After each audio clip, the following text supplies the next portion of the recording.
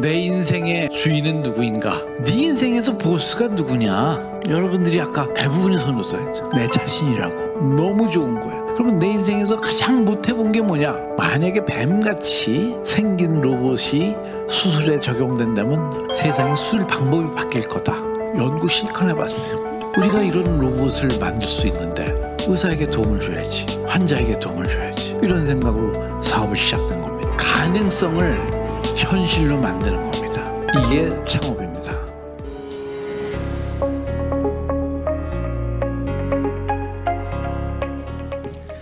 화요일의 설레임, 화요일의 즐거움, 가천대학교가 자랑하는 명품 시그니처 교양 강의 지성학 2주 만에 인사드립니다. 저는 운영교수 조성준입니다. 네, 이제 중간고사 기간 끝나고 2주 만에 다시 여러분들을 만나 뵙게 됐습니다. 오늘도 변함없이 스튜디오에 25명의 서포터즈 학생들 나와 있고요. 온라인에 900명에 달하는 우리 수강생들과 함께 하겠습니다. 며칠 전에 제가 그 지성학 전반부의 하이라이트 영상을 공유했는데 좀 보셨어요? 네, 그렇죠. 우리 서포터즈 학생들은 관심이 많아서 다 봤을 텐데 여러분들은 어떤 것을 느끼셨는지 모르겠는데요. 저는 그 우리 지성학에 정말 이 쟁쟁하신 각계각층의 전문가분들께서 너무나도 좋은 강연을 하고 돌아가셨는데 이분들이 돌아가시면서 상당히 우리 가천대학교에 대해서 좋은 기억을 가지고 돌아가신 것 같아서 상당히 기뻤습니다. 특히 이제 어떤 강연자분은 우리 가천대학교에서 우리 한국의 미래를 보았다, 뭐 이런 어마어마한 말씀을 해주신 그런 강연자분도 계셨습니다. 그래서 우리 가천대학교 학생들이 이 외부에도 우리 학교 밖에서도 이렇게 인정을 받는 것 같아서 상당히 기분이 좋았습니다. 벌써 이제 10월도 오늘이 마지막 날이죠. 10월의 마지막 날인데 이제 11월을 기다리는 10월에서 11월로 넘어가는 이 길목에서 오늘 지성학 9주차의 문을 열어보겠습니다. 자, 여러분들 그 자신의 삶이 가치 있다고 생각하세요?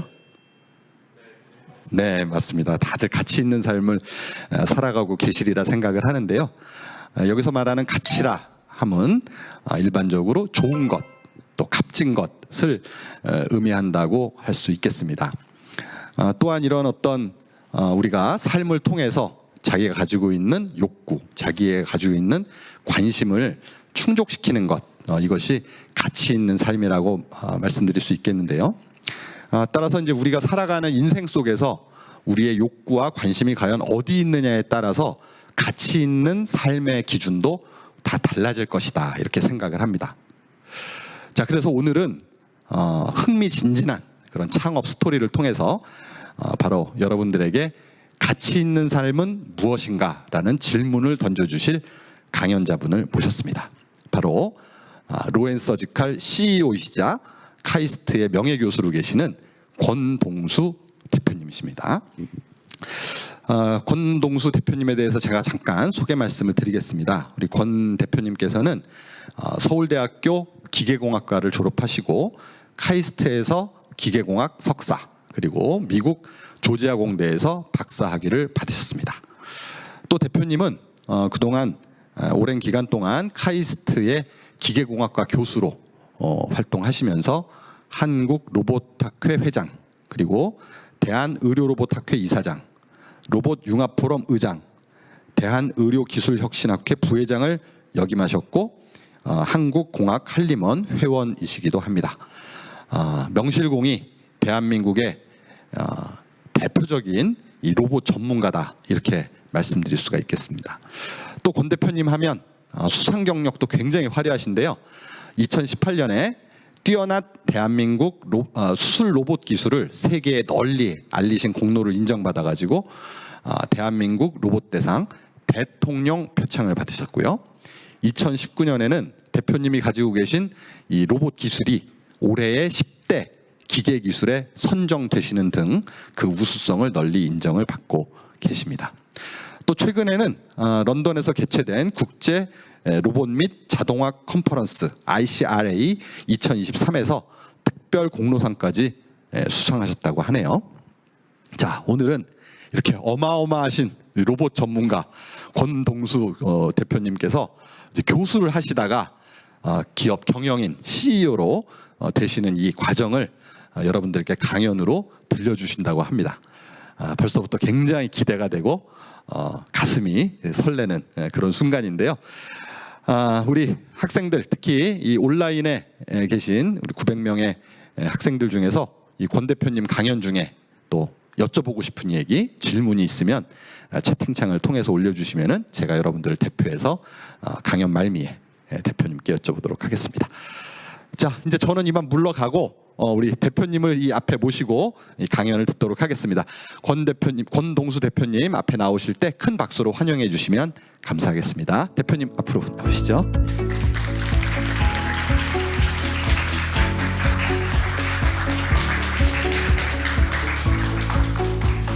반갑습니다.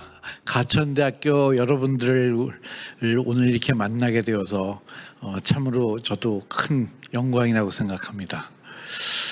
우리가 오늘 처음 뵙는 거죠. 이 굉장히 서로 사실 이게 강의가 아닙니다. 우리 제 삶에 대해서 오늘 같이 한번 돌아볼 거고, 여러분들도 각자가 자기 삶에 대해서 한번 돌아보는 시간을 갖기를 바라는 것입니다. 그래서 우리가 조금 더 이 인터랙션이 있고 그 다음에 서로를 알아가야 될 것 같은데, 제가 하나 여러분께 여쭤보겠습니다. 제가 모자를 쓰고 강의를 하는 게 여러분에게 더 좋습니까? 벗고 하는 게 더 좋습니까? 투표할까요? 모자 쓰는 게 좋으신 분 손 한번 들어주십시오. 벗는 게 좋으신 분 손 한번 들어주십시오. 쓰겠습니다. 내 인생의 주인은 누구인가? 오늘 같이 생각해 보십시다. 아마 저는 지금 내 인생의 주인, 내가 누구를 가장 신경을 써야 되나, 누구 얘기를 들어야 되나 생각하면 저는 대표로서는, 회사 대표로서는 투자자가 최고로 무서운 사람들입니다. 그 다음에 또 집에 가면 우리 마눌님이 그냥 굉장히 무서운 사람이에요. 그래서 신경 써야 됩니다. 교수로서는 이 논문 낼 때 이걸 억셉트 해주고 리젝트 해주고 이런 사람들이 제일 또 신경을 써야 되는 사람입니다. 여러분들은 누굽니까? 누구를 신경 써야 됩니까? 교수님입니까? 부모님입니까? 아니면 여자친구, 남자친구입니까? 혹시 내 인생의 주인은 나다라고 생각하는 사람 혹시 손 한번 들어봐 주세요. 오, 많이 드네요. 오케이, 좋습니다. 제가 메디컬 로봇 연구를 한 27년 동안 해왔어요. 그러면서 한 1년 동안 연구 연가를 제가 대학병원에 가 있었습니다. 아예 수술방에 매일 출근했습니다. 그리고 의사 선생님을 쉐도잉을 했어요. 쉐도잉을 한다는 얘기는 의사 선생님하고 같이 출근하고 같이 퇴근하고 환자 보면 같이 따라가고 수술하면 같이 있고 그렇게 하는 겁니다. 그런데 여러분 혹시 수술방에 들어가 보신 적 있나요? 가천대학교는 의과대학이 굉장히 강한 대학입니다. 그래서 가서 배울 게 굉장히 많습니다. 사실 제가 이길려 총장님을 굉장히 존경합니다. 여러 면에서 지금 그 연세에도 정정하게 여러분들에게 메시지를 주시면서 가르칠 수 있는 분, 전 교수로서 존경스럽습니다. 그 다음에 비즈니스 쪽에서 그 병원에서 시작해갖고 병원은 병원대로 훨씬 컸고 이것이 이런 교육재단이 되었습니다. 이건 대단한 겁니다. 총장님을 보시면 우리 인생을 좀 더 길게 설계해야 되지 않을까요? 그래서 오늘 제가 이 강의를 준비했습니다. 제가 이 의사분들 수술하는 도구에 관심을 가졌어요. 봤더니만 굉장히 수술 도구들이 2000년 전에 그리스 사람들이 쓰던 수술 도구나 현재 의사들이 쓰는 수술 도구나 뭐 큰 차이 없어요. 뭐 그냥 간단히 얘기하면은 망치, 끌, 가위, 집게 이게 다예요. 그런데 발전들이 사실 의술의 발전은 전쟁의 역사하고 같이 갔어요. 그래서 발전이 있기는 한데 1900년대를 쭉 보면은 수술 도구가 큰 차이 없는 거 보이죠? 다 뭐 이 가위하고 칼하고 뭐 집게하고 뭐 그 수준이었어요. 그런데 20세기, 21세기에 들어와서 수술의 파라다임이 바뀌고 있어요. 이제 의사들이 환자들의 병을 완벽하게 고치는 것도 중요하지만 그 사람의 환자의 삶의 퀄리티, 수술 후의 삶의 퀄리티를 그래서 최소한의 절개를 하고 최소한의 환부만 띄어내서 수술을 하는 게 중요해졌어요. 그래서 미니멈 인베이스, 최소 침습, 이렇게 몸에 절개를 크게 하고 수술 부위를 확실하게 잘라내는 그런 수술을 하다가 이제 어떻게 하면은 환자에게 이 피해를 줄일 거나 이런 환부를 줄일 것이냐. 그래서 구멍을 4개를 뚫고 대부분의 장기가 있는 복강에는 카메라를 복강 카메라라고 그러죠. 복강경이라고 합니다. 그걸 집어넣고 수술 도구를 넣어서 수술하는 복강경 수술이 이제 시작됐어요. 이것도 실제로 시작된 거는 한 30년도 안 됩니다. 병원에 한번 수술실에 가보시면은 여러분들 젊어서 수술대 위에 올라가 보신 경험이 별로 없을 것 같은데 의사들 굉장히 어렵습니다. 우리나라 지금 의대가 이렇게 인기가 좋은 게 저는 속으로 너무 고마워요. 이거 엄청난 중노동입니다. 제가 병원에 가서 그때 간암 환자 수술을 하는 건데 14시간을 꼬박 의사분이 화장실도 잘 못 가면서 수술하는 거를 옆에서 같이 지켜봤습니다. 너무 힘들었어요. 그래서 제가 그 의사분한테 의사 선생님이 우리보다 제가 공대 교수였지만 월급 많이 받으셔야 되겠습니다. 그런 얘기를 했어요. 쉽지 않습니다. 그런데 요즘은 의사들이 이렇게 환자에게 직접 몸에 수술 도구를 가지고 수술을 하다가 로봇 수술이 나오기 시작했어요. 로봇이 환자의 몸속에 들어가고 의사는 멀리 좀 떨어져서 콘솔을 보면서 원격으로 조종을 합니다. 정확하게 얘기하면 이건 로봇이 아니에요. 원격 조종 로봇이라고 봅니다. 그래서 텔레로봇이라고 얘기합니다. 20년 전에 이것이 굉장히 전부터 우리 의학계에 이제 소개되고 쓰기 시작했는데 처음에는 저항이 많았어요. 아니 의사분들이 내가 몇십 년 동안 쌓아온 수술 기술이 있는데 이걸 다 포기하고 내가 로봇을 조종하는 걸 배워? 그럴 필요 없어. 내가 대가야. 로봇 안 써. 그랬는데 로봇을 쓰는 사람들의 결과가 환자들이 결과가 더 좋아요. 더 암 수술 후에도 서바이벌 레이트가 높고 하니까 이제 안 쓸 수가 없는 겁니다. 그래서 로봇을 쓰는 의사는 A급이 되고 로봇을 못 쓰는 의사들은 요즘 조금씩 밑으로 이렇게 조용히 내려가고 있어요. 그러니까 대가들은 이제 다 로봇 수술합니다.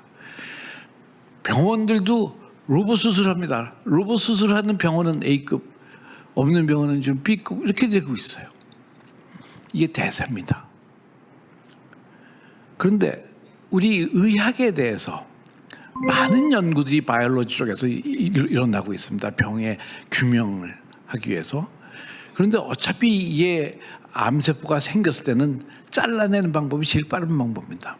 그러면 최소 침습으로 환자에게 최소한의 피해를 적게 주면서 수술하는 방법, 수술 도구의 발전이 일어나야 되는 거죠.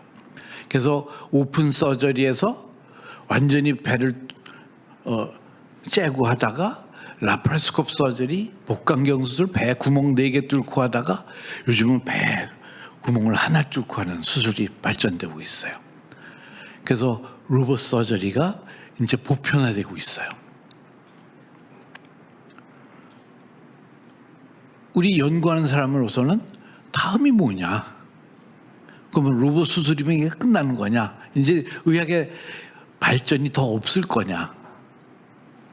저는 여기에 넥스트 제너레이션의 수술 로봇은 뭐냐에 대해서 굉장히 관심을 가졌어요. 만약에 수술 로봇이 환자한테도 도움이 되고, 환자에게 도움이 된다는 것은 수술 후유증이 적고 리커버리 레이트 좋고 그다음에 치유율도 높고, 그럼 이거는 도움이 됩니다.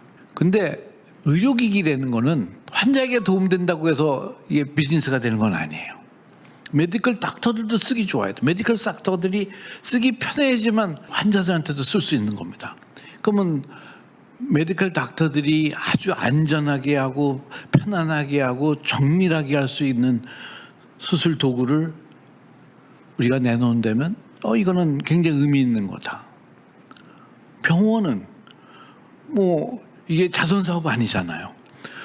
수술 로봇을 가지고 와서 병상 회전율도 높고, 무슨 얘기인가 하면 그냥 손으로 수술했다는 5일 입원한 환자가 이틀 만에 퇴원을 하게 되면은 그만큼 다른 환자를 받을 수 있습니다. 병상 회전율도 높고, 또 로봇 수술에서 높은 수가를 받아서 영업 이익도 나고, 이 세 그룹에 다 혜택을 주면은 이거는 성공할 거다. 저는 그런 생각을 했습니다.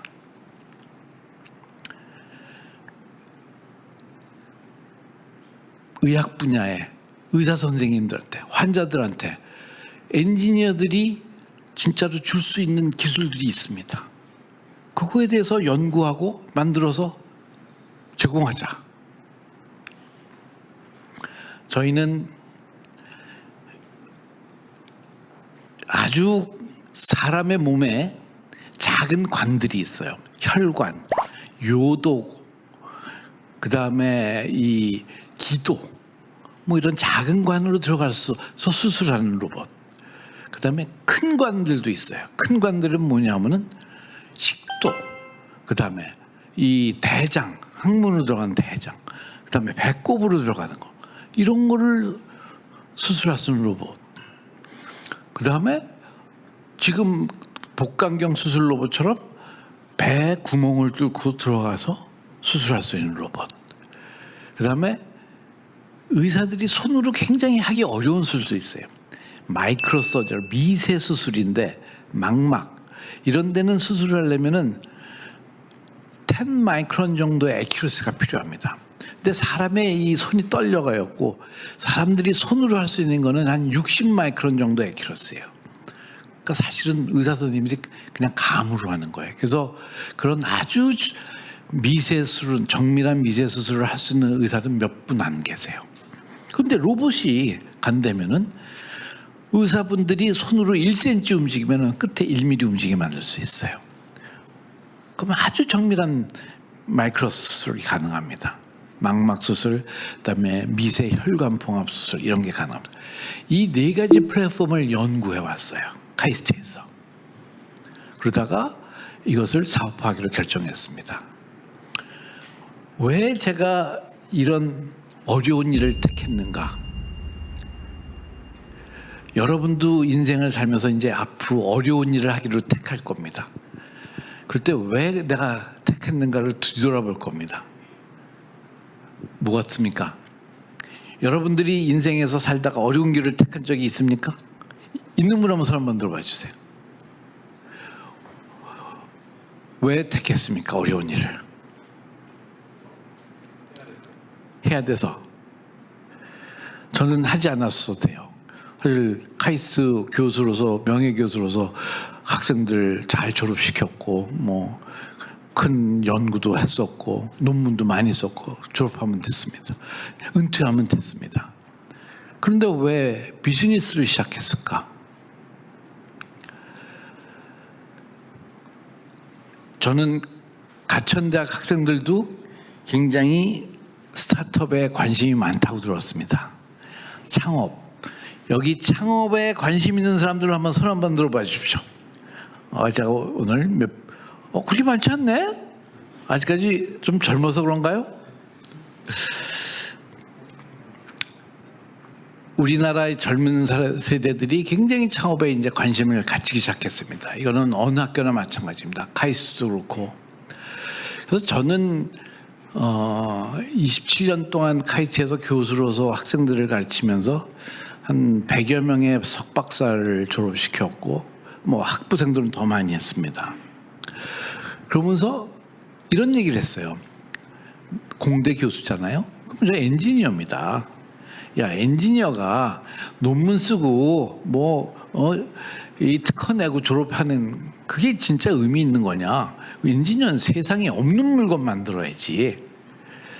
사이언스 하는 사람들은 사실은 이 세상의 법칙을 발견해내는 그런 연구를 한 사람이라고 봐요. 엔지니어는 세상에 없는 물건 만들어내는 사람입니다. 그래서 저는 학생들에게 야, 창업해라. 그래서 저희 졸업생 중에서 창업들을 몇 명이 했어요. 근데 한쪽에서는 제가 굉장히 미안함이 있었어요. 아니, 자기는 교수면서 학생들 보고는 교수하지 말고 창업하라고 그러는 게 말이 됩니까?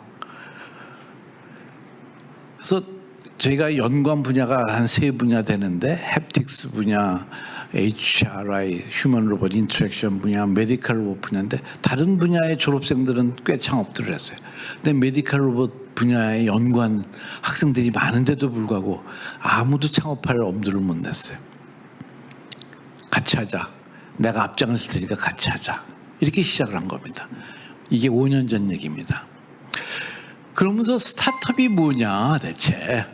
나 대기업 가서도 뭐 사업도 할 수 있는 거고 뭐 할 수 있는데 왜 스타트업이냐. 스타트업은 자기의 관심사, 내가 생각하는 가치를 가지고 창업을 하는 겁니다. 그냥 돈 벌려고 창업하는 거 쉽지 않습니다. 많은 사람들이 우리나라에서 이런 커피, 카페 같은 거 음식점 창업 많이 합니다. 근데 대부분이 실패합니다. 왜냐? 내가 진짜로 가치가 있다고 생각하고 뭔가 다른 게 있다고 생각하면 그 성공 가능성이 좀 높습니다. 그거 있다고 해서 다 성공하는 건 아니지만 그게 없고 그냥 남들이 하니까 했다? 이거 성공하지 않습니다. 내 밸류가 있어야 된다. 그런데 그 밸류를 가지고 창업을 했는데 나만 이게 굉장히 가치 있는 거다. 이거 좋은 거다라고 얘기하면은 사업이 성공하겠습니까? 그 내가 생각하는 가치 있는 게 세상 사람들이 사회에서도 가치 있다고 여겨줘야지 성공할 가능성이 높아집니다. 그걸 저는 커머디티 밸류라고 얘기합니다. 상품성이 있느냐, 상품성. 이게 상품으로 되겠느냐, 내 관심 있는 게. 상품을 많이 만들 수 있어요. 뭐 투자도 받고 해가지고 상품을 만들 수 있어요. 그런데 그걸 한다고 성공한 거 아닙니다. 이게 진짜로 고객이 사가지고 가치가 있어야죠. 고객이 이게 정말 내가 이거 잘 샀다. 그 다음에 이걸로 잘 치료받았다. 이런 게 있으면은 이게 고객 가치가 있는 겁니다. 이렇게 고객까지 끌어내면은 그 사업은 성공한다고 생각합니다. 저는 여러분들이 스타트업에 관심을 가지면은 내가 무엇에 관심을 갖고 내가 무엇을 소중하게 생각하고 이게 어떤 가치가 있는가를 잘 살펴보시고 사회적으로도 그 가치를 인정받느냐. 그건 사실 투자하고 연결됩니다. 투자사들이 보고 이거 사업 되겠네? 그러면 투자합니다. 투자 안 되겠다? 절대로 투자 안 합니다. 이거 판단하시면 됩니다. 그다음에 투자한다고 성공하느냐? 그렇지 않습니다. 산 고객이 만족해야 됩니다. 저는 교수로서 생활을 하면서 내가 대체 뭘 가치 있게 생각했나를 뒤돌아봤어요. 학생들을 잘 교육시켜서 많은 지식을 넣어주고 하는 거 그거 가치 있겠다. 좋은 교육자가 돼야지.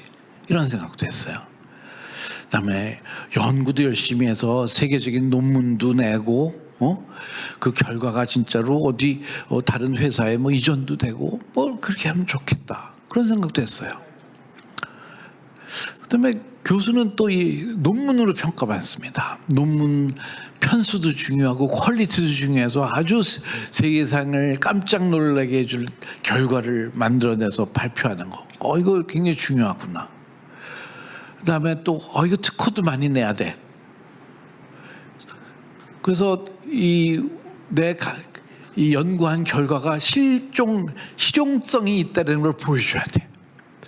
그래서 제가 카이스트에서 논문 많이 썼긴 하지만 특허를 특히 많이 냈어요. 250개 정도를 냈어요. 그런데 제가 은퇴할 때가 다가오는데 이 특허가 이게 진짜 의미 있는 거냐 이런 의구심이 생겼어요. 그래서 내 인생에서 내가 진짜로 가치 있게 생각하는 게 뭐지? 하고 생각을 해보게 되었습니다. 교수로서 아주 명성이 있는 게 이게 진짜 내 인생에서 가치 있는 거냐? 아니면 내가 진짜로 어떤 한 사람으로서 여러 사람들한테 존경받는 게 가치 있는 거냐? 아니면 내가 이 집안의 가장으로서 우리 아이들을 잘 키우고 항상 이 가족들을 잘 보호해 준 게 가치 있는 거냐? 아니면 내 자신이 항상 행복하고 만족하고 이렇게 살면은 이게 가치 있는 거냐? 이런 생각을 하게 됐어요. 아니야. 가치 있는 건 뭔가 좀 더 있을 수도 있어. 여러분들 같이 생각해 보시죠. 여러분들 인생에서 나는 뭐가 가치 있는 거지? 여러분들은 내가 가치 있는 거라고 얘기할 수 있는 거 있습니까? 한번 얘기해 보실 수 있어요? 그냥 편안하게 얘기하세요. 끝난 다음에 얘기할까요? 좋습니다. 제가 60세에 회갑을 맞았어요. 요즘 세상에 뭐 회갑잔치 안 하지 않습니까? 그래서 제가 가족들한테 내 자신에게 내가 선물을 하나 주고 싶다. 몇십 년 동안 사실 교수 생활을 하면서 제가 제 돈 내고 여행해 본 적이 없어요. 학회에 갔을 때 하루 휴가 내고 그 동네 둘러본 거 이렇게 다 했지. 그래서 처음으로 제 돈 내고 3주간 남미 여행을 갔어요. 조선일보의 조홍석 기자님을 따라서 갔고 페루, 안데스 산맥, 마추픽추, 티티카카 호수, 볼리비아, 우유니, 소금 평원, 갈라파고스, 에콰도르 이런 데를 다녀왔어요. 왜 갔는가? 제 인생을 한번 잘 회고도 해보고 내가 어떻게 인생을 끝마치면 좋을까라는 생각을 한번 해보기 위해서입니다. 이게 제가 여행 가기 전에 제 모습이에요. 아주 시리어스합니다. WRC라는 중국에서 열린 학회에서 발표할 때 여행을 다녀온 다음에 중국에서 또 무슨 학회가 있어서 초대받아서 갔었습니다. 이때 또 이 여유 있는 모습입니다. 사람이 이렇게 변했어요. 저를 보실 때 좀 여유 있어 보이지 않아요? 안데스산맥에 길을 받은 겁니다. 안데스산맥 가는 거는 주로 한국에서는 로스앤젤레스에 12시간 비행기 타고 가서 또 13시간을 가서 페루 수도 리마로 갑니다. 그래서 이것도 굉장히 긴 여정이에요. 그래서 한국에서 남미 여행 가는 건 쉽지 않은데 여러분에게 꼭 권합니다. 한번 인생의 목표를 하나 잡아보시고 언젠가는 가보십시오. 제가 남미 여행을 하면서 안데스 산맥을 트레킹을 했어요. 이거는 6개월이나 1년 전에 예약을 해야 됩니다. 하루에 250명밖에 못 들어가요. 거기는 아무 이 호텔이 없어요. 그냥 텐트 치고 자는 거예요. 그래서 페루의 잉카 문명의 옛날에 수도였던 데가 쿠스코라는 곳입니다. 리마는 현재 수도고 우리나라 지금 경주쯤 되는 거예요. 거기까지도 비행기 가는데 쿠스코가 해발 3,000m예요. 그래서 딱 내리면은 이 고산증이 올라오기 시작합니다. 그래서 조심해야 됩니다. 그런데 제가 간 트레킹 코스는 해발이 3,000에서 한 4,200m를 오르락내리락 하는 데입니다. 이거를 4박 5일 동안 트레킹을 했어요. 저 멀리 보이는 산맥들은 해발 한 6,000m 정도 되는 산입니다. 이런 구름이 쫙 밑에 깔린 이런 데서 텐트를 치고 다음날 아침에 일어나면은 진짜로 호연지기가 생깁니다. 진짜로 사람이 이렇게 세상이 넓구나. 그다음에 좋은 거 하나는 인터넷 전혀 안 돼요. 핸드폰 안 돼요. 카메라로만 쓸 수 있습니다. 그게 너무 행복했어요. 사람이 우리 문명사에서 한 번씩 떨어져 보는 것도 굉장히 중요합니다. 그러면서 많은 생각을 했어요. 이거는 4,200m 제일 높은 이 고개를 넘어갈 때 제가 느낀 건데 우리 일행이 13명이었어요. 포터가 17명이 따라가요. 우리의 텐트를 갖고 가고 음식을 갖고 가고 하는데 이분이 대장이었어요. 저 사람이 왜 대장일까? 그래서 딱 봤더니만 굉장히 어렵습니다. 해발 4,200m를 이런 배낭을 메고 올라가는 거 쉽잖아요.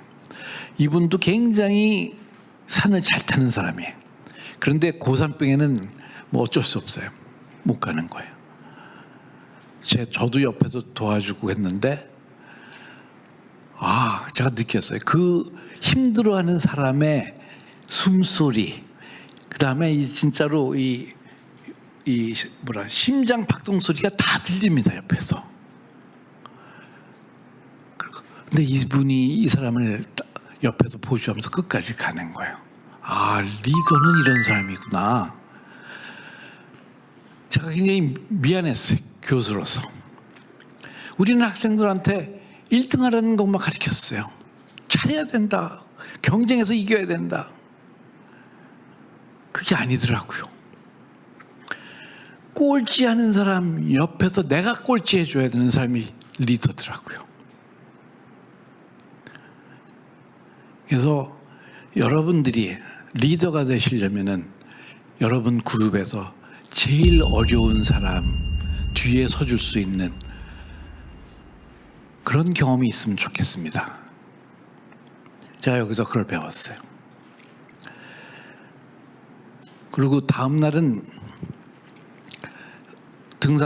트레킹을 하는데 갑자기 오후에 비가 오면서 날씨가 흐려지기 시작했어요. 그래서 우리가 좀 스피드가 늦었어요. 그랬더니 리더가 다른 사람들은 다 산을 잘 타는 사람들이었어요. 저를 딱 포토 한 명만 남겨놓고 빼는 거예요. 저는 산악 전문가가 아니기 때문에 빨리 갈 수가 없었어요. 특히 내려가는 길을. 그래서 할 수 없이 저는 천천히 갈 수밖에 없어요. 이 사람들은 산을 잘 타는 사람 때문에 저를 놔두고 다 일로 가고 있었어요. 그래서 밤에 늦게 저는 아주 깜깜해져 가지고 다음 이 야영지에 도착을 했어요. 이런 야영지에 도착을 했는데 난리가 났어요. 이 산악 전문가들도 고산지대에서 뛰었더니만 자기 오버페이스한 거예요. 그래갖고 산소 마스크 끼고 뭐 환각이 오는 정도입니다. 고산지대에서 이게 굉장히 위험합니다. 그래갖고 제가 여기서 느꼈어요. 저는 멀쩡했어요. 그 사람들보다 한 2시간 늦게 도착을 했는데 안데스 산맥이 나한테 가르쳐준 거예요. 네 자신을 인정해라. 네 자신의 역량을 인정을 해라. 누구 1등 하는 사람이 있어요. 근데 내가 그 사람보다 더 잘해보려고 기를 씁니다. 이게 인생이 그렇게 행복하죠. 나는 여기까지 할 수 있는 사람이야. 인정해도 괜찮아요. 그 대신 거기서 포기하는 거 아니에요. 네 페이스대로 꾸준히 가라. 그러면 결과적으로는 네가 더 성공하고 네가 더 이긴다는 표현은 좀 그렇지만 한 거다. Keep your face. 절대로 머무르지 말고 계속 움직여라. 너의 페이스로. 제가 아주 굉장히 큰 걸 배웠습니다. 다음날 아침에 그 비바람이 치더니 아침에 또 이렇게 맑아요. 여기서 제가 계속 내 인생을 어떻게 클로징해야 되는가 이거에 대해서 생각을 하게 됩니다.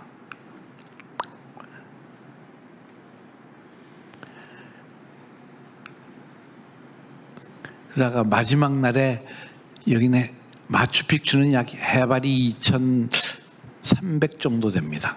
그래서 그 밑에서 위에서 내려오는 거예요. 근데 딱 우리가 여기 도착하니까 쫙 해가지고 이 마추픽추에 이런 정말로 굉장히 환상적인 곳이 보입니다. 그래서 여러분들이 페이스를 지키면은 이런 결과를 볼 수 있구나 이런 걸 느꼈어요. 사실은 이 여행을 주도한 계획한 친구가 제 여동생이에요. 이 친구는 야생화 전문가예요. 그래서 이 야생화를 연구한 사람들의 모임에 제가 낀 겁니다. 다음에는 페루에서 이제 볼리비아를 거쳐서 우유니 사막으로 갔어요. 우유니 사막 얘기를 많이 들었죠. 이게 직경이 한 70km 정도 되는 호수예요. 그런데 밑에가 다 소금이에요. 근데 우기가 되면 비가 약간 오잖아요. 그럼 소금 위에 물이 있으면은 이게 세상에서 제일 큰 거울이 돼요. 물이니까. 그러면 하늘이 위에도 있고 아래도 있어요. 여기를 차를 타고 들어가는 겁니다. 가운데까지. 이거는 새벽에 간 모습인데 이 동이 틉니다. 저는 사실 이 동 트는 게 하늘에서 뜨고 땅에서 뜨는 거를 양쪽에서 뜨는 거를 구경을 갔었어요. 그런데 날씨가 흐렸어요. 사실은 그 전날 날씨가 너무 좋았어요. 그래서 제가 무조건 갑시다. 지금 가야 됩니다. 라고 얘기했는데 리더가 이거 계획이 내일입니다. 오늘 쉬십시오. 그래서 제가 참았어요. 할 수 없이 참았는데 내 느낌에 이거 오늘 가야 돼. 근데 다음 날 갔더니만 바람이 불고 눈보라가 치는 거야. 제가 여기서 느낀 게 하나 있어요. 인생을 살다 보면 여러분들이 이거 지금 해야 돼 라고 느낄 때가 있어요. 그럼 하십시오. 여러분 자신을 믿으세요. 시간은 기다려주지 않습니까? 우리 다음에 봐. 친구들 만나려고 그러다가도 아유야 뭐 좀 이것도 좀 어렵고 저것도 좀 그래 그럼 우리 다음에 밥 먹자 그러잖아요. 그런 친구를 못 만날 확률이 꽤 있습니다. 부모님한테 효도 마음 생겨서 하세요. 아이고 지금 뭐 하면 또 내일 수업도 있고 뭐 시험도 있고 그래서 다음에 가지. 시간 안 기다려줍니다. 그래서 제가 결심을 했어요. 시간 기다려주는 게 아니구나. 결심해서 해야 되겠다. 그리고 갈라파고스를 갔는데 뭐 여러 가지 신기한 동물들을 많이 봤어요. 그런데 선인장을 봤는데 이거 아주 특이한 선인장이에요. 선인장이 이렇게 커요. 근데 크니까 이 밑둥이 있잖아요. 밑둥이 가시가 하나도 없는 거예요. 그냥 이 코르크화 돼가지고 안아줄 수가 있더라고. 제가 여기서 많이 느꼈어요. 아니, 선인장도 나이가 들면 이렇게 가시를 빼는데 난 아직도 이렇게 학생들한테 얘기할 때도 이게 가시처럼 콕콕 찌르면서 야, 뭐 너 이거 못했다 저거 해라 뭐. 그게 굉장히 미안했어요. 그래서 우리가 나이가 들면 들수록 가시를 빼자 이런 생각을 하게 됐어요. 여러분들이 혹시 한번 생각해 보세요. 내가 친구들한테 이 좀 깐깐한 사람인가 아니면 아주 부드럽게 상대방을 이렇게 허구해 주는 사람인가 한번 생각해 보십시다. 지금 깐깐한 사람도 있을 수 있어요. 근데 하루하루 나이 먹고 경험하는 게 이 가시를 빼는 거다 그런 생각이 들었습니다. 그러면서 마음 한구석에 내가 어떻게 내 연구를 클로징할 것인가, 내 인생을 어떻게 할 것인가 고민을 하다가 돌아오면서 다시 생각을 했어요. 너 대체 네 인생에서 보스가 누구냐? 여러분들이 아까 대부분이 손 들었어요. 내 자신이라고. 너무 좋은 거예요. 난 사실을 보니까 내 인생의 보스는 내가 아니었더라고요. 좋은 말로 하면 남을 위해 살았더라고. 학생들 지도한다. 학생이 더 중요해. 우리 집 사람들이 얘기하는 게 당신은 우리 애들보다는 학생들한테 쓰는 시간이 100배쯤 많다는 거야. 그래서 과연 내가 진짜로 내 인생의 주인이었을까? 고민을 하다가 내가 인생의 주인이랬다면 내가 하고 싶은 거 해야지. 그러면 내 인생에서 가장 못 해본 게 뭐냐? 연구 실컷 해봤어요. 우리 졸업생들 많아요. 우리나라도 1996년에 제가 메디컬 로봇 연구를 했는데 그게 거의 메디컬 수술 로봇 연구의 제1호였어요. 그만큼 우리나라가 메디컬 로봇에 관심이 없었고 외국에도 별로 없었어요. 지금 그 다빈치라는 유명한 메디컬 로봇 수술 로봇 회사가 인투이티브 서치인데 1995년에 만들어진 회사예요. 그래서 메디컬 로봇 역사가 길지 않아요. 저는 굉장히 오랫동안 학생들하고 연구를 했어요. 내 밸류는 이런 연구, 새로운 것을 만들어보는 연구에서 이거 가치 있다. 의사에게도 도움된다. 뭐 이랬어요. 그래서 병원에 가서 자세히 보니까 라파로스코프 서저리, 복강경 수술이 다 로보틱 라파로스코프 서저리로 이 수술의 방법이 바뀌고 있더라고요.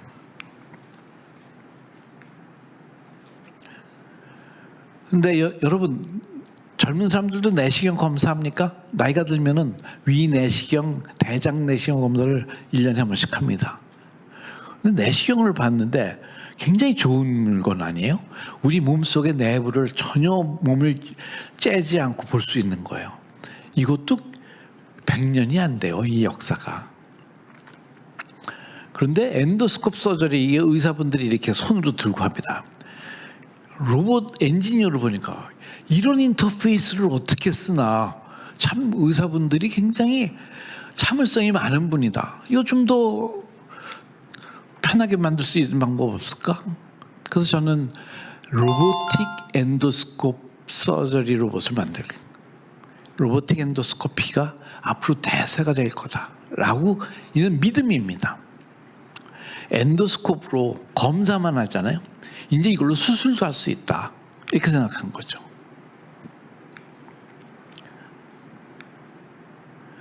만약에 엔도스코프 뱀처럼 생긴 로봇으로 수술한다면 뭐가 좋아지나? 의사들이 환자의 몸에 억세스 할 수 있는 방법이 굉장히 다양해져요.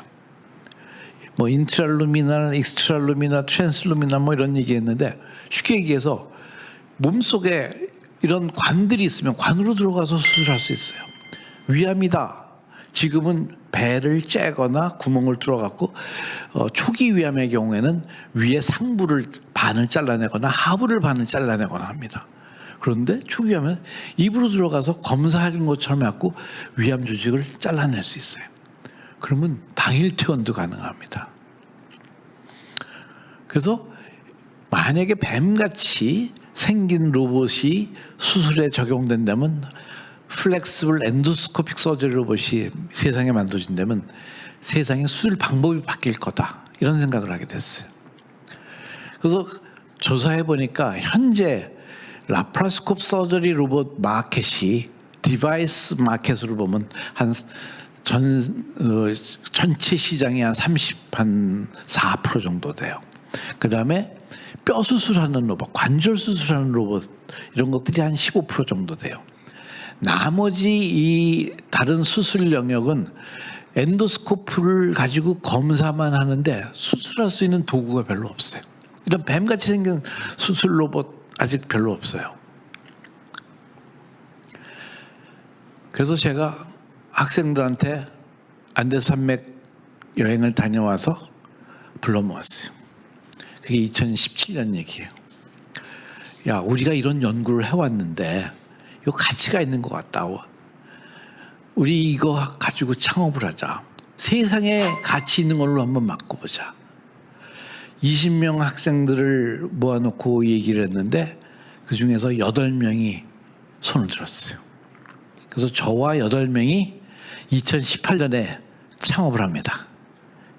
이게 우리 학교에 강의실에서 발기식을 한 거예요. 이 친구 8명이 회사 일을 하면서 다 박사학위를 받았어요. 그리고 그 박사학위 논문들이 다 우리 회사 제품에 곳곳에 들어가 있습니다. 19년에는 15명이 됐어요. 올해는 70명이 됐습니다. 지금 오늘은 72명이라고 그러더라고요. 우리가 생각하는 뱀같이 휘어지는 로봇 기술이 진짜 의미 있는 거냐? 이게 가치가 있는 거냐? 봤더니 그런 핵심 기술들이 굉장히 레코그나이즈가 잘 됐어요. 뭐 상도 받고, 여러 학회에서 상도 받고, 논문 내면 우수 논문상도 받고 그래가지고 이거 가능합니다. 그래가지고 그것을 실제 상용을 시작했어요. 첫 번째 상용화 모델이 신장 결석 수술 로봇이에요. 이름은 자메닉스입니다.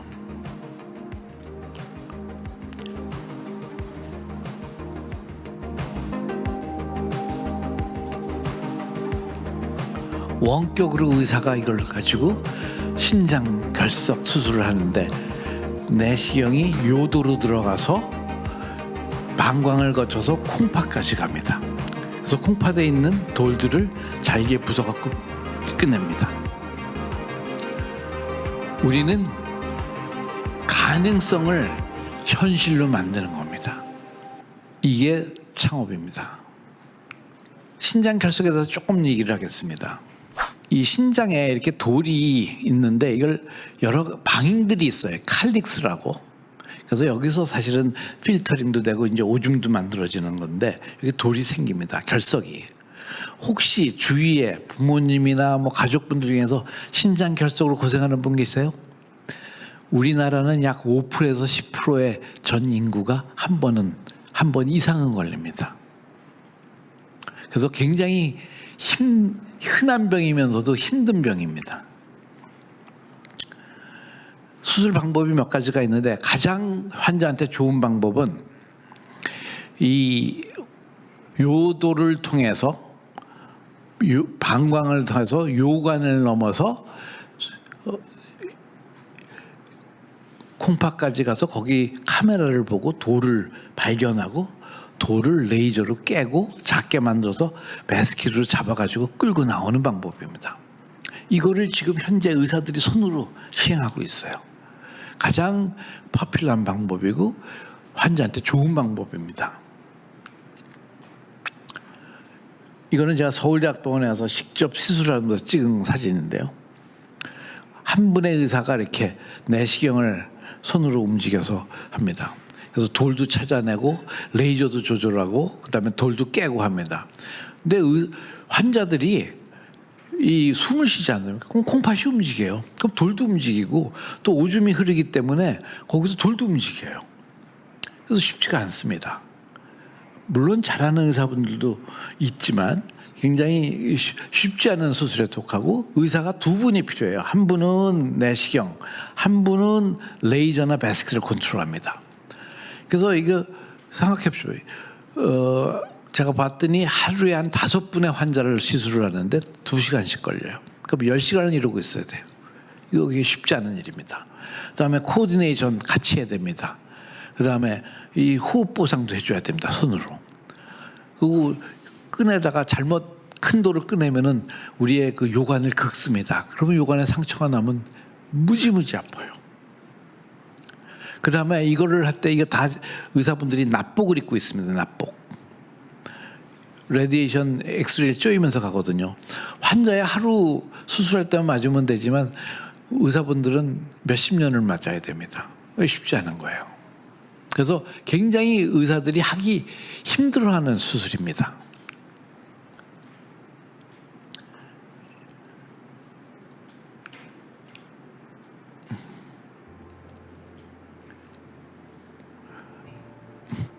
조금 볼륨을 키워주실래요?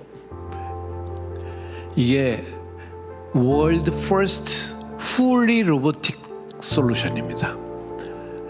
원격으로 의사분이 내시경을 컨트롤하고 그 다음에 아주 프리사이즈 모션도 가능합니다. 아주 정밀 제어도 가능하고 손으로 하면 정밀 제어 안 되는 거죠. 요도를 통해서 방광을 넣어서 요관을 해서 콩팥까지 갑니다. 그 다음에 레이저 파이버를 집어넣습니다. 그리고 원격으로 편안하게 화면 보면서 돌을 깹니다. 이때 호흡 보상도 됩니다. 돌을 붙잡으면은 로봇이 이 돌의 크기가 얼마라는 것을 측정을 합니다. 당연히 AI를 씁니다.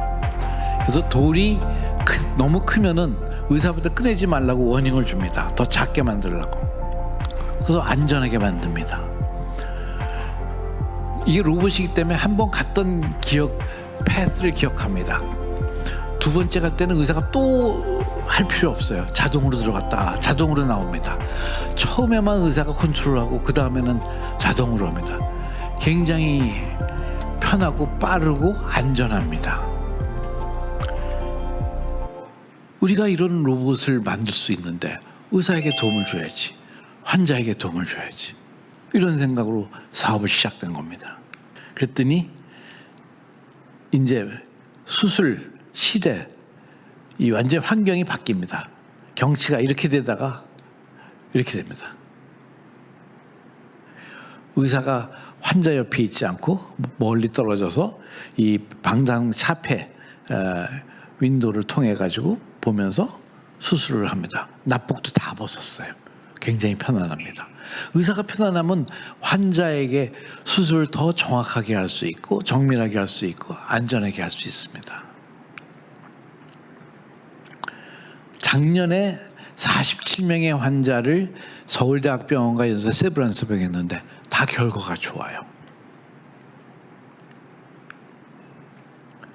조성현 교수님, 이주연 교수님이 해주셨습니다. 뭐 이분들은 손으로 해도 굉장히 잘하시는 분인데 로봇으로도 굉장히 결과가 좋다. 그래서 의사가 환자 옆에 있지 않고 멀리 떨어져서 하는 마스터 슬레이브 로봇 시스템이 이제는 병원에서 어베일러블하게 된 겁니다. 의사분들은 아주 편안하다. 나의 어깨 굉장히 편안하게 느낀다. 그 다음에 뉴 인터페이스가 굉장히 인투이티브하다. 배우기 쉽다. 그 다음에 아주 릴렉스해서 굉장히 그 수술에 컨센트레이션 할 수 있다. 이런 얘기를 했어요. 그 다음에 아주 그 오랫동안 레이저를 가지고 돌을 되는 경우에, 돌이 큰 경우에는 레이저를 오랫동안 쓸 수밖에 없습니다. 그럴 때는 훨씬 더 정밀 타겟팅을 해서 에피션트해서 수술 시간을 줄일 수 있다. 굉장히 큰 장점이다. 이런 얘기를 했어요. 그러나 딜레이가 좀 있다. 컨트롤 프리션을 더 내 손맛을 보게 해달라. 힘을 느끼게 해달라. 이런 뜻입니다. 그런 발전을 더 해야 된다. 이런 코멘트도 있었어요.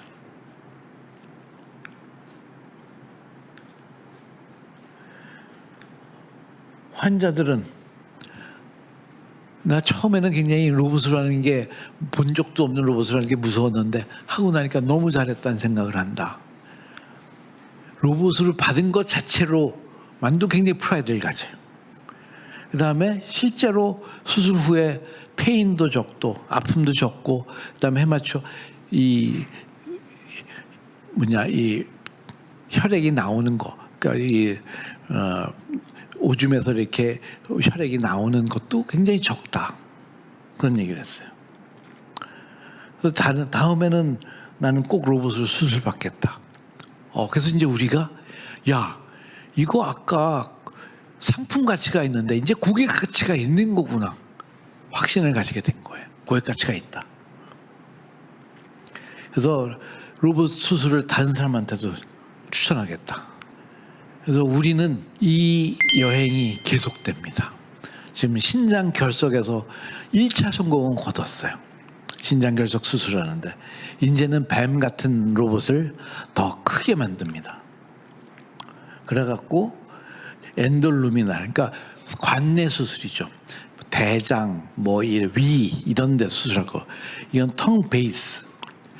이게 이 목으로 넘어가서 휘어지지 않습니까? 이게 수술 도구가 가기가 어려운 데입니다. 이 텅 베이스 쪽에. 그러니까 혀뿌리 쪽에 암이 있다면은 이런 거 수술이 휘어서 들어가니까 할 수 있는 거죠. 그다음에 트랜스 umbilical 콜렉 시스템인 건 뭐냐면 트랜스 umbilical은 배꼽이 umbilical이에요. 거기에 트랜스 지나간다. 배꼽을 통해서 콜렉 시스템은 담낭이에요. 담낭. 간 옆에 붙어 있는 우리는 쓸개라고 그러죠. 그걸 떼어내는 수술을 콜렉 시스템을 해요. 그것도 쉽게 할 수 있는 거예요. 그거는 이 외과에서 하는 아주 흔한 질환이거든요. 이것도 로봇을 이렇게 편하게 할 수 있다. 그래서 이거는 직경이 25mm입니다. 직경이 15mm짜리도 있어요. 길이가 80cm짜리도 있고 길이가 2m짜리도 있어요. 그걸 막 바꾸는 겁니다. 수술에 따라서 바꾸는 겁니다. 이런 비즈니스 연구를 하고 있고 사업화를 하고 있는 겁니다. 이렇게 되면은 우리의 엔도스코픽 서저리, 유연 내시경 수술이 코로 들어가면은 브레인 서저리를 할 수 있어요. 입으로 들어가면은 여기 헤드앤넥 서저리, 그러니까 이비인후과 수술 다 할 수 있어요. 특히 여성분들 이 갑상선 수술이 많은데 여기 상처 내기 싫어하잖아요. 이거 입으로 들어가서 할 수 있어요. 그 다음에 위암, 상처 안 내고 입으로 들어가서 할 수 있어요. 복강경 수술도 배꼽으로 들어가서 상처 안 보이게, 안 내는 건 아니고 안 보이게 하고 다 수술할 수 있어요. 유방암 수술, 여기 뭐냐, 일로 들어가면은 다 안 보이게 할 수 있고, 그다음에 갑상술도 여기 겨드랑이 들어가서 안 보이게 할 수 있어요. 이게 뱀같이 휘는 거니까. 대장암 수술도 배 째지 않고 바로 속에서 들어갈 수 있어요. 산부인과 수술도 마찬가지. 요도수, 그다음에 콩팥 수술, 신장에 또 암이 있는 경우에도 이걸로 가서 레이저로 그냥 암 조직들 다 태워버려요. 우리의 전이는 이런 여러 수술을 할 수 있는 로봇 시스템을 만들어서 공급하겠다는 겁니다. 그래서 제가 가치 있다고 생각한, 연구에서 가치 있다고 생각한 것이 상품 가치를 거쳐서, 상품 가치는 뭐냐? 우리가 이거를 사업화하겠더니 약 400억 정도의 투자를 들어왔어요. 2번에 걸쳐서. 이거 사업화된다, 가치 있다라고 판단한 거죠. 의사들도 거기에 동조했고 공감했고 그 다음에 환자들도 공감했어요. 이제는 병원이 공감하는 일만 남았어요. 이제 진짜 팔아야 돼요. 저는 그렇게 되면은 병원까지 공감하게 되면 이 고객 가치가 완성이 된다고 보여집니다.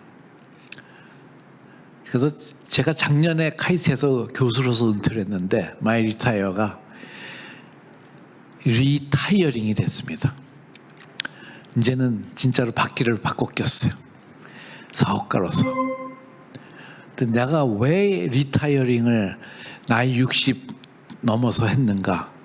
나는 사실 이길려 총장님한테 굉장히 감사합니다. 그분은 90이 넘으셨는데도 저렇게 달리고 계세요. 저는 지금 젊은이에요. 젊은이. 여러분들은 더 젊은이입니다. 뭘 못하겠습니까? 저희 회사의 기술들이 메디컬 소사이어티나 로보틱 소사이어티에서 많이 인정을 받고 있어요. 우리 직원 한 명은 정부 로봇 산업 분야에서 포상도 받았고, 저는 아이로스라는 세계에서 굉장히 유명한 큰 로봇 학회에서 기술 혁신상을 받았어요. 외국 사람들도 인정해 주는 겁니다. 그 다음에 저희 우리나라 국가기관에서 MFDS라는 거는 우리나라 식약처를 얘기합니다. Ministry of Food and Drug Safety. 여기서 저희 자메닉스를 작년에 의료기기로 인정을 해줬어요. 그것도 혁신 의료기기로 세상에 없는 새로운 기계다라는 걸 인정해 줬어요.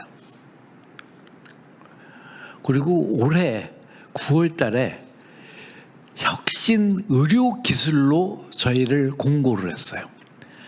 혁신 의료기술이라면 이게 의료기기가 아니를 넘어서서 실제로 수술을 허용을 해주는 거예요. 그렇게 되면은 수술을 하면은 병원들이 공짜로 해줄 수는 없잖아요. 그래서 보험 코드를 부여받는 겁니다. 저희는 임시 보험 코드를 부여받고 3년 동안 임상 데이터를 모아요. 아까 우리가 임상 시험을 달한 것보다 훨씬 더 많은 데이터를 모아서 국가보험에서 이것을 어떻게 할 것인가 결정해 줍니다. 그러면 우리는 임상 데이터도 모으고 치료도 하면서 돈도 받는 거예요.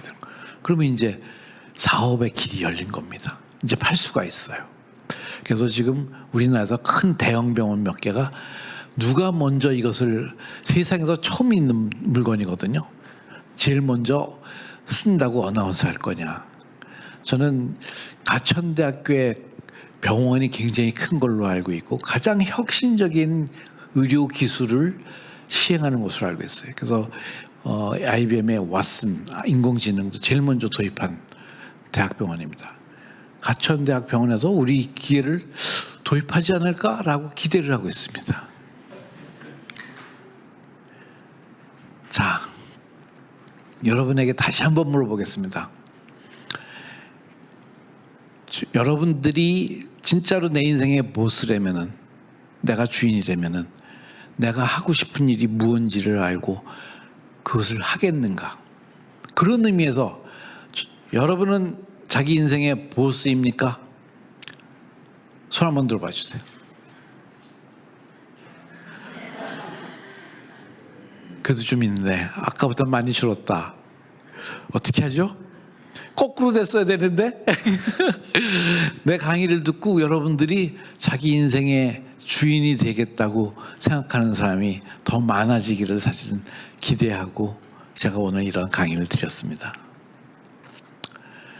혹시 여러분들 중에서도 저희가 생각하는 이런 의료기기를 통해서 세상에 공헌하겠다, 환자를 도와주겠다 라고 생각하는 사람이 있으면 조인하십시오. 저희가 로봇 디자이너, 그다음에 비전, 옵틱스, 그러니까 광학 카메라, 레이저, 그다음에 이런 임상 연구 하는 사람 찾고 있습니다. 이제는 비즈니스 기획, 세일즈, 뭐 트레이닝 전 분야의 사람들을 찾고 있습니다. 저는 여러분께서 내 인생에서 내가 진짜 무엇을 가장 원하는가, 그 다음에 그거를 할 것인가, 아주 어려운 일이 많아요. 이거 하게 되면 뭐 모르니까 하는 겁니다. 알면 못해요. 젊은 사람들이 뭐 가장 강점이 뭔지 압니까? 뭐 에너지가 많은 거, 그거 뭐 좋습니다. 모르기 때문에 무서움이 없는 겁니다. 그게 젊음의 가장 큰 장점이라고 생각합니다. 여러분의 인생의 보스로서 여러분이 하고 싶은 거를 하시면서 살기를 바랍니다. 감사합니다.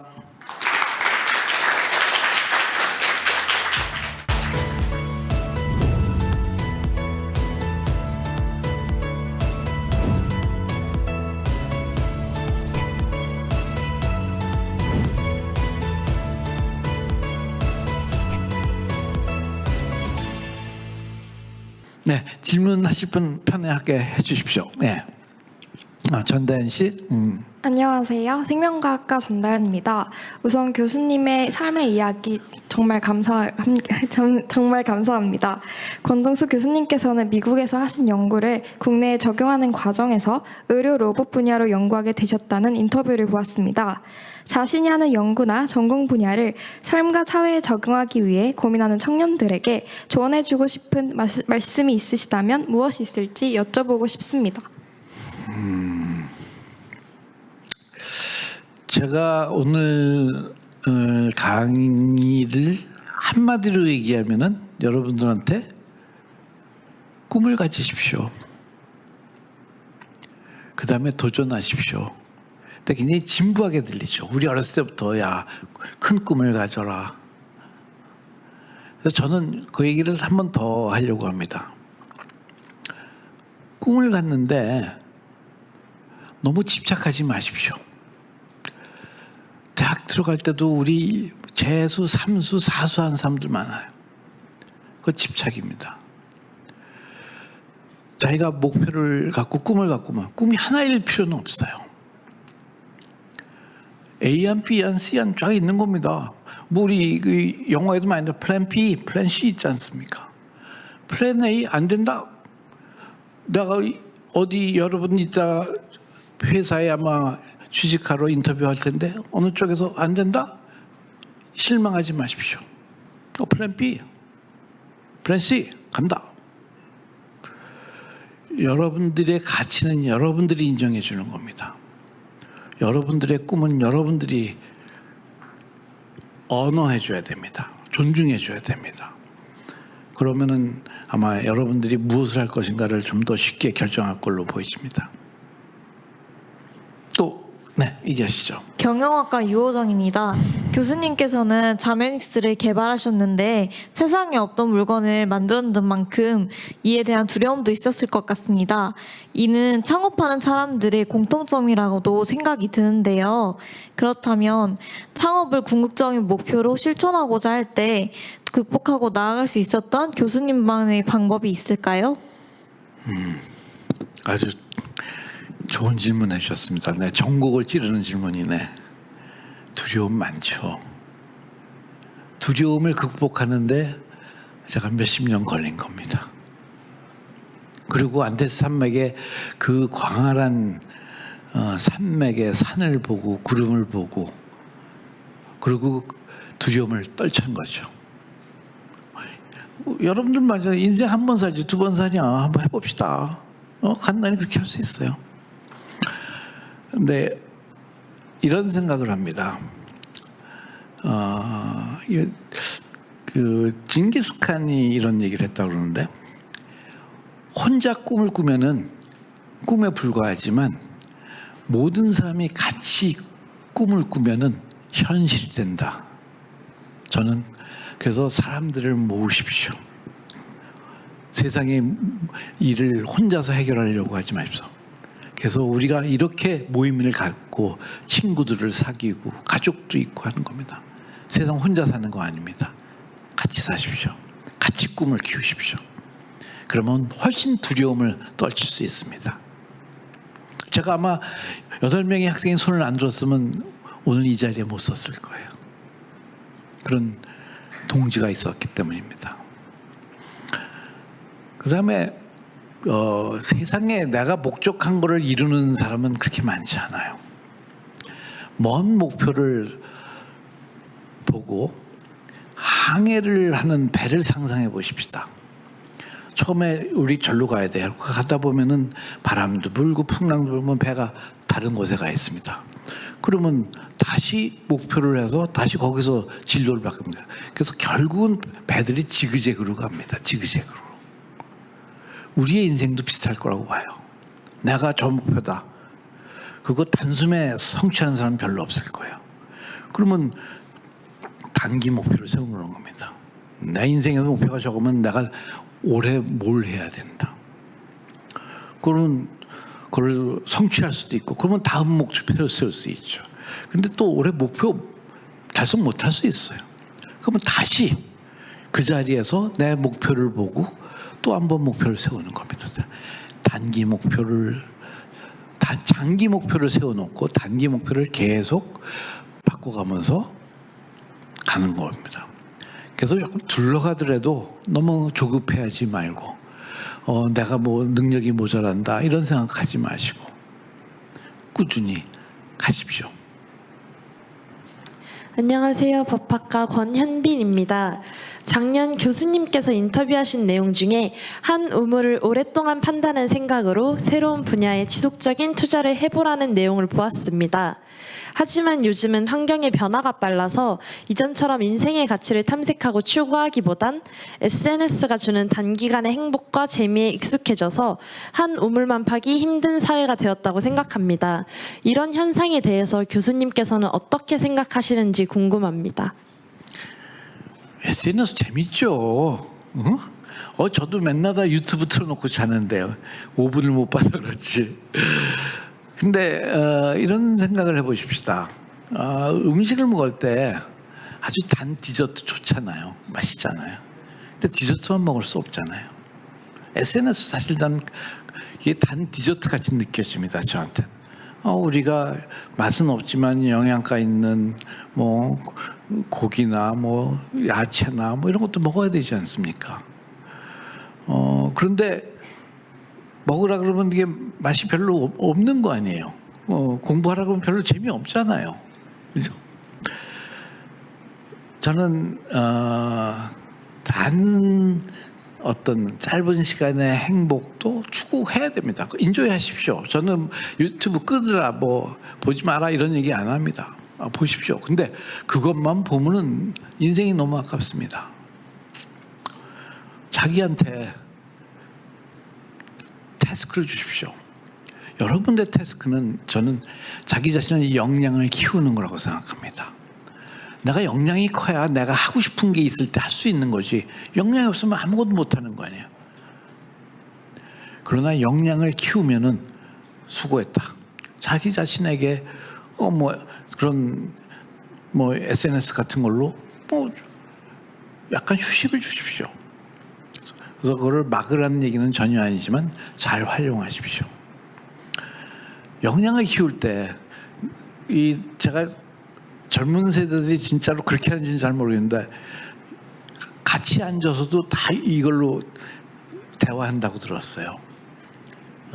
뭐 이걸로도 요즘은 이모티콘을 해서 제 감정도 전달할 수 있지만 사람들하고 같이 만나면서 많은 정보도 얻을 수 있고 배울 수 있습니다.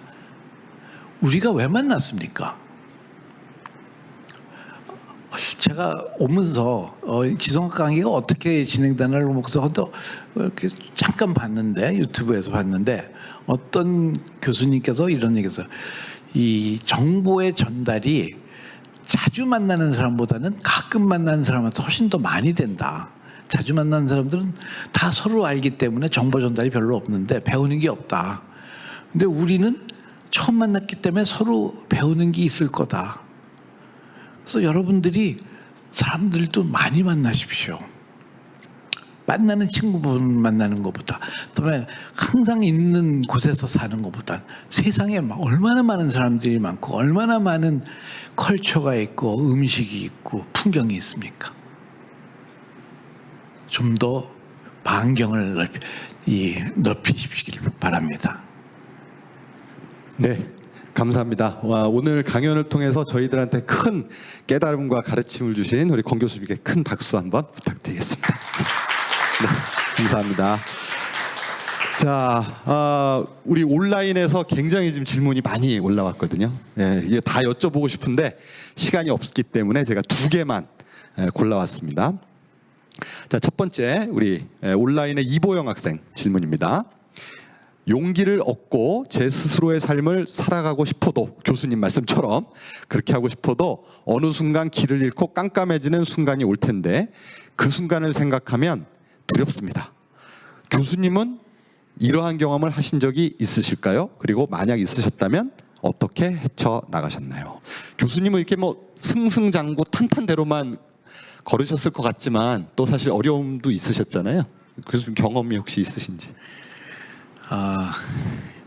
어려움이 있었다, 뭐 힘든 일을 어떻게 극복했나 이런 얘기를 많이 물었는데 사실 그거는 저는 좀 피하고 싶은 질문입니다.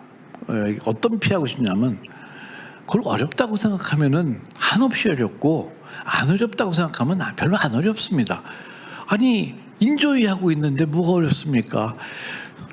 여러분들 게임도 굉장히 어려운 게임 좋아하잖아요. 쉬우면 안 해요. 어려우면 합니다. 그런데 팁을 좀 드리면 아까 제가 잠깐 드렸는데 친구가 있으면 좋고 동료가 있으면 좋고 동지가 있으면 두 점 헤쳐나갈 수 있습니다. 아이디어도 같이 내고 같이 디벨롭하고, 그래서 SNS를 잘 활용해서 동지를 만드십시오. 친구를 만드십시오. 그래서 사람과 사람 관계가 제일 중요합니다. 그러면 어려움 줄일 수 있다고 보여집니다. 네, 역시 교수님다우신 굉장히 정말 무릎을 탁 치게 만드는 그런 대답이셨다고 생각합니다. 자, 2번째 질문 드리겠습니다. 안하늘 학생이 질문한 질문 내용입니다. 교수님께서는 현재 의료수술 로봇 개발에 집중하고 계신데요. 앞으로는 어떤 분야를 연구 개발하실지 교수님 미래 계획에 대해서 물어본 친구가 있습니다. 네, 답변 부탁드리겠습니다. 저희가 사실 연구실에서 3그룹이 있었어요. 한쪽은 햅틱스 촉감을 연구하는 그룹인데 어떻게 하면 촉감을 디스플레이하냐, 뭐 이 시각 장애인들을 위한 촉각 디스플레이도 만들고, 그래서 그런 쪽을 또 하는 우리 제자들이 많습니다. 그러니까 계속 할 거예요. 그 다음에 HRI에서 휴먼 로봇 인터랙션, 사람과 로봇이 어떻게 커뮤니케이션 할 것인가, 인터랙션 할 것인가, 이런 분야도 있는데 이거 앞으로 소셜 로봇 비즈니스 클 겁니다. 이제는 로봇이 사람의 말을 잘 알아듣는 수준까지 왔어요. 그러면 그걸 아주 현명하게 사람이 원하는 거를 태스크를 엑스큐션 해야 됩니다. 그럼 그 다음 단계는 뭐냐? 사람의 감정까지 이해를 하고 거기에 감성적으로도 반응할 수 있는 로봇이 필요합니다. 그런 쪽 또 제자들이 연구하고 있고 계속 커나가고 있어요. 그다음에 메디칼 쪽에서는 제가 메디칼이 가장 어렵기 때문에 그런 모든 인허가 과정을 거쳐야 돼서 많은 투자가 돼야 되고, 또 그렇다고 병원이 그냥 덥석 살 수 있는 것도 아닙니다. 안전함을 입증을 해야 되고 환자들도 받아들여줘야 됩니다. 어렵기 때문에 제가 어떻게 보면 앞장을 섰고 또 많은 우리 젊은 사람들이 같이 참여하고 있습니다. 이제는 적응증을 넓혀 나갑니다. 우리는.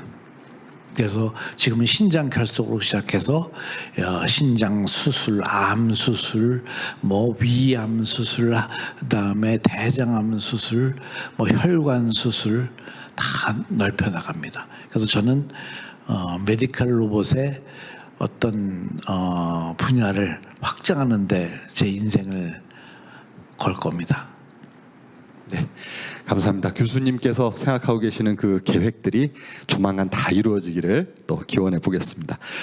이제 질문 대답도 다 마쳤는데요. 마지막으로 우리 교수님께서 우리 가천대학교 뭔가 이렇게 좀 제안해 주실 말씀이 있다 그러는데 총장님을 직접 만나 뵙고 한번 말씀드리면 좋겠다고 아까 말씀을 드리셔서 총장님 뭐 직접 뵈기는 좀 어려운 상황이고 그렇지만은 총장님이 매주 지성학을 보시거든요. 그러니까 이 기회를 빌어서 뭐 총장님께 드릴 말씀이 있으시면 말씀하시면 되겠습니다. 예.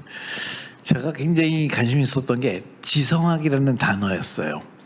여러분 지성이 뭡니까? 여러분들 어떻게 이해하고 계세요?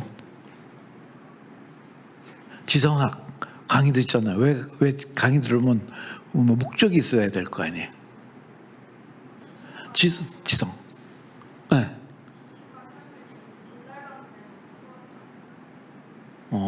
그래.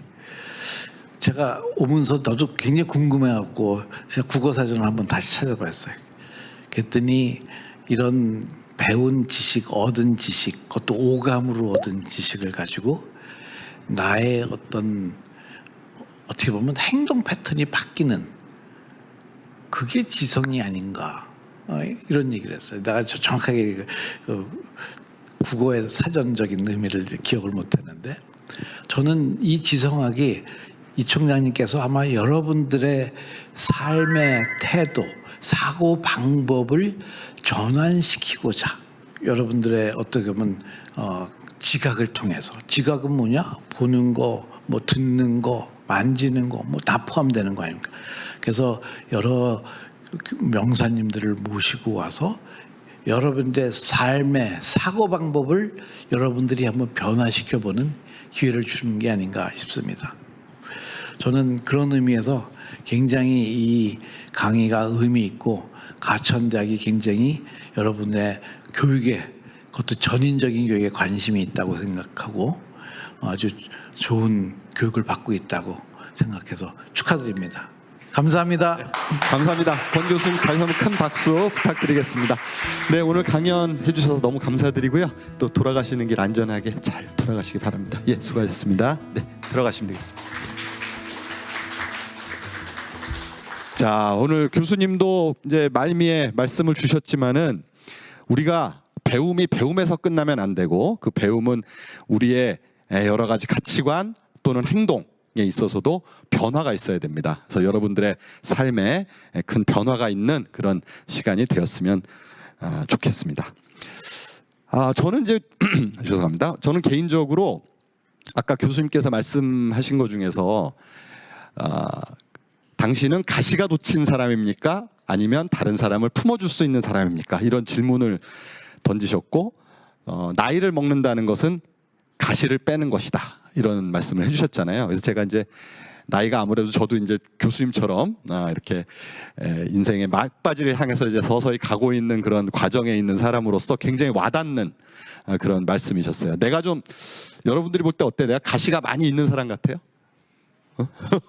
네, 가시 좀 빼도록 하겠습니다.